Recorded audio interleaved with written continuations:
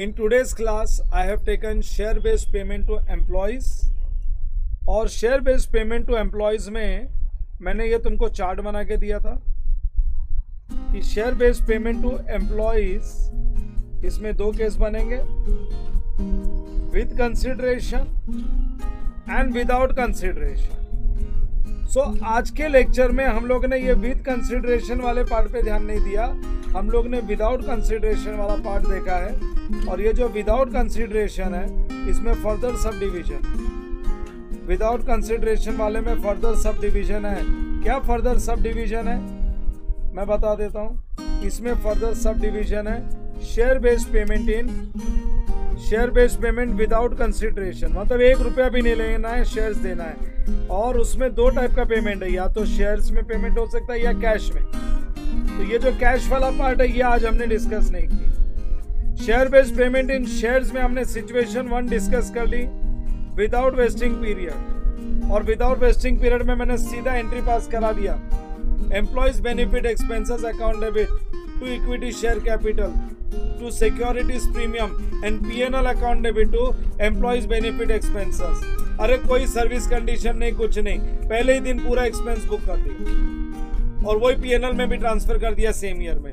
लेकिन situation 2 with wasting condition आई और उसमें हम लोग ने आज ये कवर कर लिया सर्विस कंडीशन। जब सर्विस कंडीशन होता है तो सर्विस कंडीशन सपोज 3 साल की सर्विस कंडीशन रखी है कि 3 साल कंपल्सरीली काम करना ही पड़ेगा। 3 साल की सर्विस कंडीशन है, 3 साल कंपल्सरी अगर काम करना है तो जो भी एक्सपेंसेस आ गया उसको 3 साल में अपने को एसएलएम बेसिस पे डिस्ट्रीब्यूट करना है।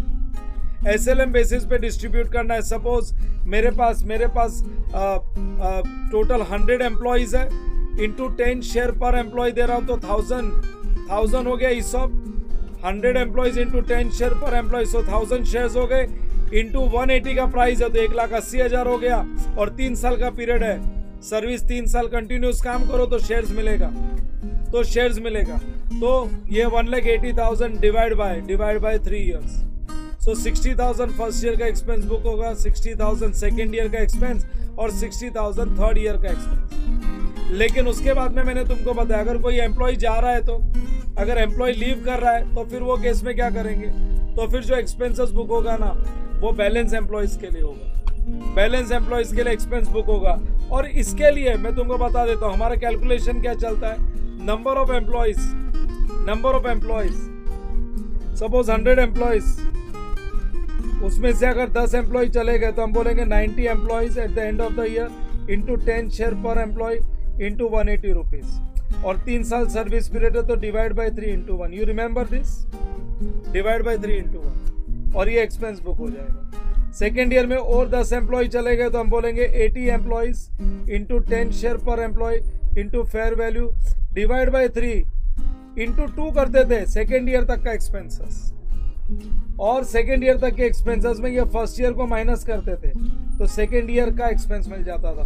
थर्ड ईयर में और 5 एम्प्लॉय गए तो 75 एम्प्लॉयज इंटू 10 शेयर पर employee into 180 is the fair value divide by 3 into 3 third year तक का एक्सपेंस। और उसमें पहले 2 साल जो लिखा था वो माइनस करो एक्सपेंसेस तो अपने को मिल जाएगा थर्ड ईयर का एक्सपेंसेस।